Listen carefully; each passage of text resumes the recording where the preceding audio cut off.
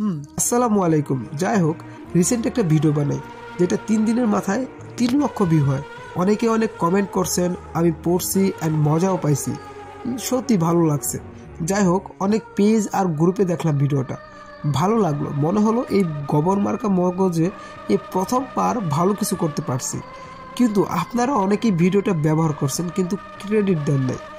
আর কিছু কিছু মহাশয় আছেন তো ভিডিওটা নিজেদের বোঝানোর জন্য নিজেদের নামে ওয়াটারমার্ক ব্যবহার করছেন অ্যান্ড ইন্ট্রো ব্যবহার করছেন, আরও কত কাহিনী।